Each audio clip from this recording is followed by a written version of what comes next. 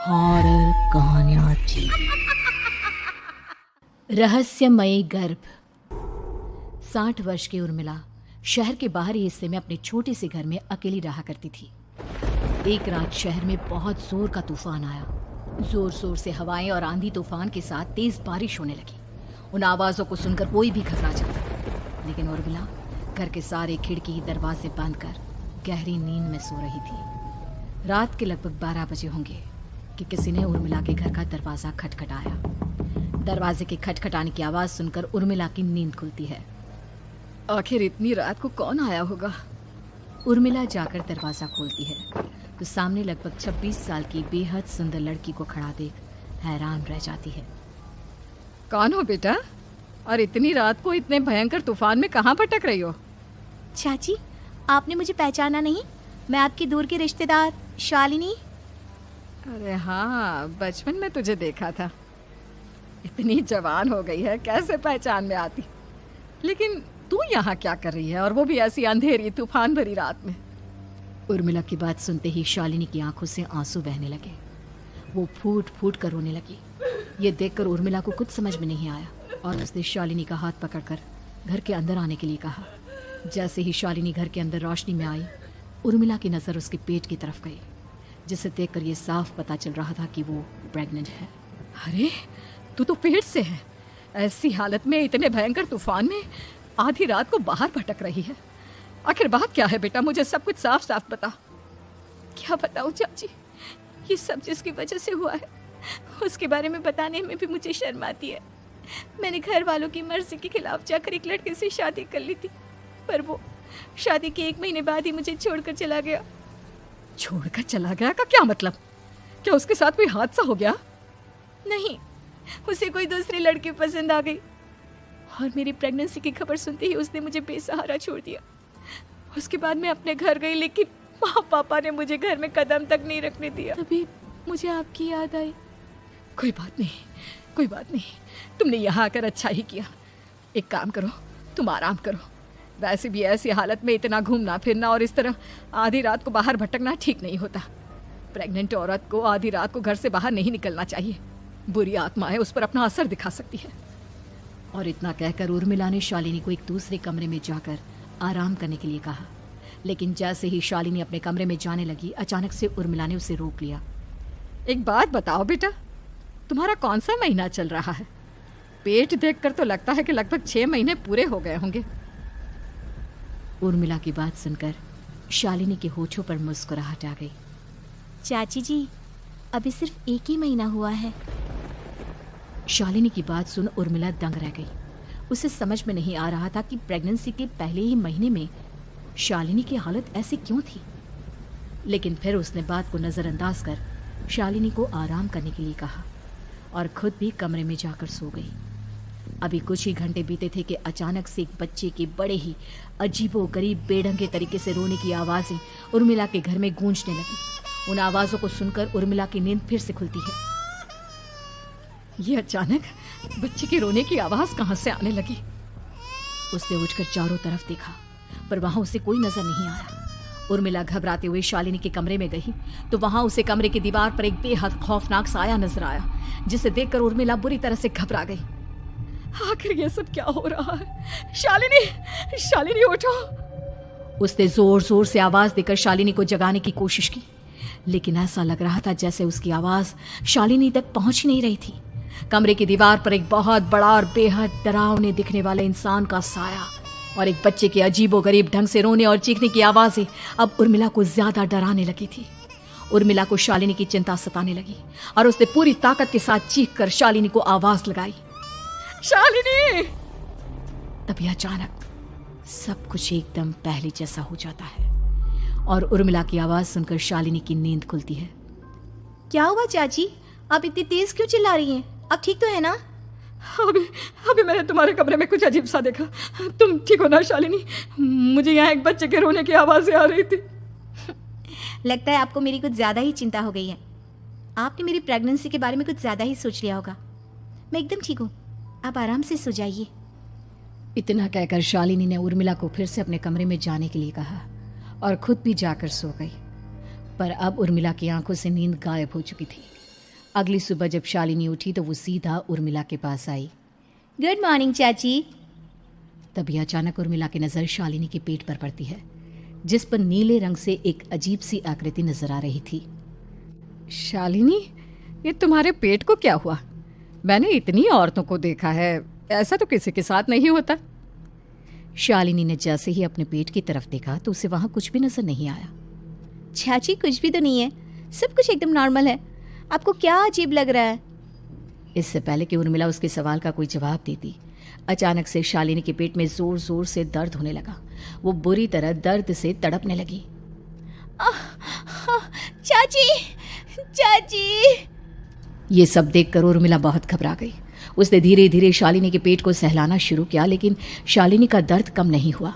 उर्मिला जाकर रसोई से पानी का गिलास लेकर आई और शालिनी को पानी पिलाने की कोशिश करने लगी। ले बेटा, पानी पी ले, तुझे आराम मिलेगा। ले ले। नहीं चाची, मुझे बहुत तेज दर्द हो रहा है। अरे थोड़ा पी ले बेटा।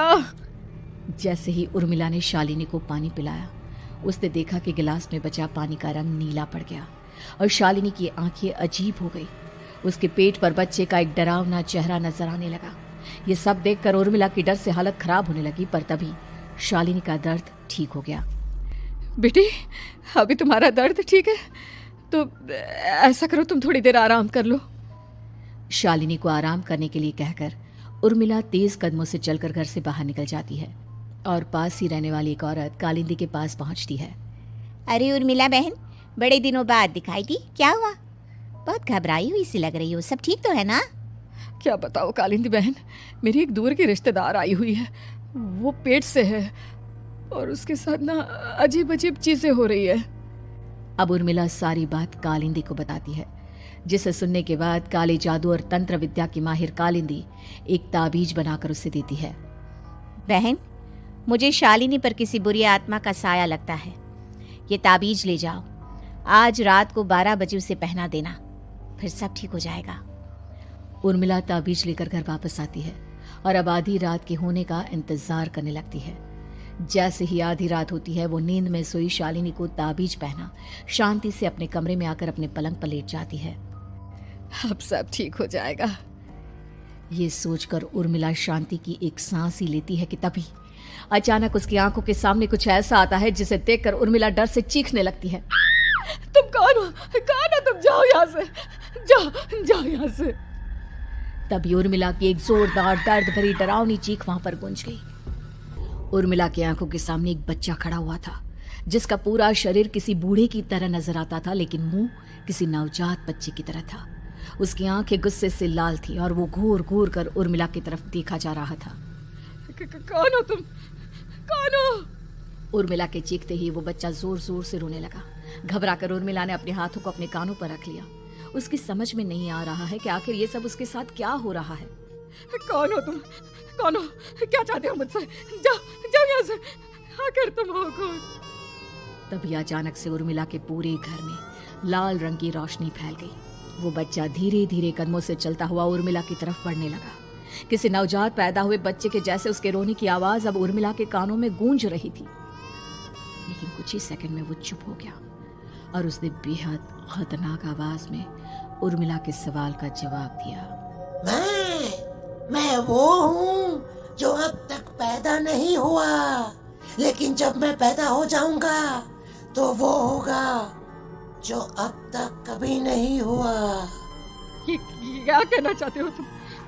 ऐसा क्या हुआ जो अब तक नहीं हुआ? तबाही होगी, तबाही। सब कुछ खत्म हो जाएगा और ये जो लड़की मुझे जन्म देने वाली है, मैं उसका खून पी जाऊंगा, सारा खून। उस बच्चे की बात सुनते ही उर्मिला बुरी तरह घबरा गई। उसका एक बुजुर्ग आदमी जैसा शरीर, एक नवजात बच्चे जैसा चेहरा, ये दोनों ही बातें उर्मिला की समझ से बाहर थी। तभी वो बच्चा अचानक गायब हो गया। घर का माहौल फिर से पहले जैसा हो गया। लाल रंग की रोशनी भी अब गायब हो चुकी थी। उर्मिला दौड़कर शालिनी के कमरे में पहुंची, जहां वो गहरी नींद में सोई हुई थी, पर उसके गले का ताबीज गायब हो चुका था। उठो उठो शालिनी, उठो बेटा, मुझे तुमसे जरूरी बात करनी है। अरे चाची, क्या हुआ? इतनी रात को आप परेशान क्यों कर रही हैं? सब ठीक है ना? अभी जब तुम सो रही थी ना तो मैंने तुम्हारे गले में एक ताबीज पहनाया था। कहाँ गया बेटा, बताओ मुझे। शालिनी ने चारों तरफ अपनी नजरें घुमाकर देखा, लेकिन वहां पर कोई ताबीज नहीं था। वह हैरानी से उर्मिला के चेहरे की तरफ देखने लगी। उसे समझ में नहीं आ रहा था कि आखिर उर्मिला किस ताबीज के बारे में बात कर रही थी। नहीं चाची, यहाँ कोई ताबीज नहीं है। लगता है आपने कोई बुरा सपना देखा है। मैंने कोई बुरा सपना नहीं देखा। खैर छोड़ो, तुम अब सो जाओ, कल सुबह बात करते हैं। डर और घबराहट की वजह से उर्मिला की आंखों से नींद तो जैसे बिल्कुल गायब हो गई थी। अगली सुबह उर्मिला बिना कोई देर किए गांव के बाहर एक छोटी सी झोपड़ी में रहने वाले बूढ़े पंडित के पास पहुंची। पंडित जी, मेरी मदद कीजिए। अरे आओ आओ उर्मिला, क्या हुआ? सब ठीक तो है ना? क्या बताओ पंडित जी, बहुत बड़ी मुसीबत है। मेरी दूर की एक रिश्तेदार लड़की पेट से है और उसके साथ बहुत डरावनी चीज़ें हो रही है। कल रात को तो एक अजीब सा दिखने वाला बच्चा मेरी आंखों के सामने आकर खड़ा हो गया था। ये तुम क्या कह रही हो? मुझे साफ साफ बताओ कि आखिर तुमने क्या देखा? उर्मिला ने अपने साथ हुई बीती रात की पूरी घटना पंडित जी को बताई, जिसे सुन पंडित जी के माथे पर चिंता की लकीरें उभर आई। अनर्थ होने वाला है, अनर्थ। बरसों पहले भी उस हैवान ने एक लड़की के पेट से जन्म लिया था और उसके बाद उस शहर को पूरी तरह से तबाह कर दिया। कैसी विपदा पंडित जी, कैसे बात कर रहे हैं आप? बताइए मुझे, और इसका उपाय क्या है? इसका उपाय तो है, लेकिन बहुत कठिन है। हो सकता है कि उस उपाय को करने के दौरान तुम्हारी जान भी चली जाए। मुझे मेरी जान की कोई परवाह नहीं, पर आप जिस तबाही के बारे में बात कर रहे हैं, बस वो नहीं होनी चाहिए। लाखों लोगों की जान बचाने के लिए मैं कुछ भी करूंगी। तो ठीक है, मेरी बात ध्यान से सुनो। बरसों पहले एक भयानक तांत्रिक ने अपनी तंत्र क्रिया के जरिए एक मासूम लड़की के साथ रिश्ता बनाकर उसके पेट से जन्म लिया था। इस तरह से वो अपने जैसे लोगों की संख्या इस दुनिया में बढ़ाना चाहता था। आपके कहने का मतलब है कि शालिनी के पेट से भी उस शैतान को जन्म लेना है, इसलिए उसने उसके साथ ये सब किया है। ठीक पहचाना तुमने। अब मैं तुम्हें एक ऐसा सिंदूर दूंगा जिसे तुम्हें ले जाकर उस लड़की के पेट पर लगाना होगा। क्या ऐसा करने से सब कुछ ठीक हो जाएगा? नहीं उर्मिला, ये सब इतना आसान नहीं। उस लड़की के पेट पर सिंदूर लगाने के बाद तुम्हें उसका पेट काटकर उस हैवान को बाहर निकालना होगा। नहीं पंडित जी, मैं ये सब नहीं कर सकती। मैं भला एक जिंदा लड़की के पेट को अपने हाथों से कैसे काट सकती हूँ? अगर तुमने ऐसा नहीं किया तो कुछ ही दिनों में वो हैवान उस लड़की के शरीर से जन्म लेगा और उसके शरीर के सारे खून को पीकर अपनी ताकत को बढ़ाएगा। उसके बाद वो धीरे धीरे इस पूरे शहर को तबाह कर देगा। यहाँ पर कोई जिंदा नहीं बचेगा। लेकिन अगर मैं उसके पेट को काट दूंगी तो क्या वो जिंदा बच पाएगी? अगर शालिनी को कुछ हो गया तो, अगर उसकी मृत्यु हो गई तो? ऐसा कुछ नहीं होगा उर्मिला, तुम्हें अपने मन को पक्का करके ये काम करना ही होगा। सिंदूर लेने के बाद उर्मिला झोपड़ी से बाहर निकलने ही वाली थी कि तभी पंडित जी ने उसे पीछे से आवाज देकर रोका। उर्मिला, उस लड़की का पेट काटकर हैवान को बाहर निकालना ही काफी नहीं होगा। तुम्हें ध्यान रखना होगा कि ये सब करते हुए उस बच्चे का जो आधा बूढ़े का शरीर है उस पर सिंदूर की एक बूंद भी ना लगने पाए, क्योंकि अगर ऐसा हुआ तो वो तुम्हें और बाकी सबको कच्चा खा जाएगा। पंडित जी की बात सुन उर्मिला की आंखें फटी रह गई और उसके शरीर में डर की लहर दौड़ गई। फिर भी उसने हिम्मत की। ठीक है पंडित जी, मैं पूरी कोशिश करूंगी कि मैं उस हैवान को वहीं के वहीं खत्म कर पाऊं। इसके बाद उर्मिला तेज कदमों के साथ घर वापस आती है। दिन बीतता है, रात का अंधेरा छाने लगता है।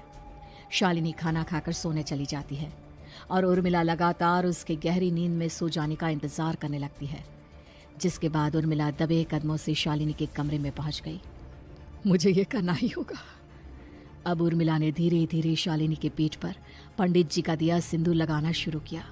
उर्मिला के हाथ बुरी तरह से कांप रहे थे। उसके एक हाथ में चाकू था जिससे वो पेट काटने वाली थी। उर्मिला ने एक नज़र शालिनी के चेहरे की तरफ देखा और फिर डरते हुए उसके पेट पर चाकू चलाना शुरू किया। कमाल है, मैं इसका पेट काट रही हूँ और ये आराम से सो रही है। इसे दर्द नहीं हो रहा क्या? तभी अचानक उर्मिला के कानों में बच्चे की रोने की आवाज़ सुनाई देने लगी। उसने घबराकर चारों तरफ देखा पर वहां पर कोई नहीं था, बस रोने की आवाज़ लगातार आ रही थी। उर्मिला बिना रुके लगातार शालिनी के पेट को काटती रही। उसे इस बात का भी ध्यान रखना था कि सिंदूर बच्चे के बूढ़े आदमी वाली शरीर के हिस्से पर ना लगे। कुछ ही देर में वो हैवानी बच्चा उर्मिला के हाथों में था। उसने बड़ी ही सावधानी से उस बच्चे को बाहर निकाला और पंडित जी के कहे अनुसार उसे घर से दूर जलाने के लिए ले गई। और तभी उसके सामने वही बूढ़े शरीर और बच्चे के चेहरे वाला बच्चा आ गया। अपनी गोद में और सामने भी बच्चे को देखकर उर्मिला हैरान रह गई। मुझे मारोगी? मुझे इतनी हिम्मत कैसे आ गई तुम्हारी? तुम पैदा नहीं हुए हो और मुझे पता है जब तक तुम्हारा जन्म नहीं हो जाता तुम मुझे कुछ नहीं कर सकते। इतना बोलते ही उर्मिला तुरंत उस बच्चे को घास के ढेर पर फेंककर उसमें आग लगा देती है, जिसके तुरंत बाद वो बूढ़े आदमी के शरीर और बच्चे के चेहरे वाला अजीब तांत्रिक का भूत भी वहां से गायब हो जाता है। कुछ देर बाद उर्मिला घर पहुंचती है तो वो ये देखकर हैरान रह जाती है कि शालिनी का पेट अपने आप जुड़ चुका था। शुक्र है भगवान का और उन पंडित जी का, अब सब ठीक हो जाएगा। सुबह शालिनी सोकर उठती है तो अपना पेट देख पूरी तरह घबरा जाती है। चाची, चाची ये सब क्या हो गया? मेरा पेट अचानक कम कैसे हो गया? मेरा बच्चा कहाँ गया चाची? बेटी, वो बच्चा नहीं एक खतरनाक तांत्रिक था जो तुम्हारी कोख से जन्म लेकर सबको मार देना चाहता था। वो पैदा होते ही तुम्हारी जान भी ले लेता, इसलिए मैंने पंडित जी के बताए उपाय से उसका खात्मा कर दिया है। अब सब ठीक है। शालिनी को उर्मिला की बात समझ में नहीं आती, जिसके बाद शालिनी को पूरी बात उर्मिला आराम से समझाती है। अब वो दोनों ही भगवान का शुक्र अदा करती हैं और एक साथ रहने लगती हैं।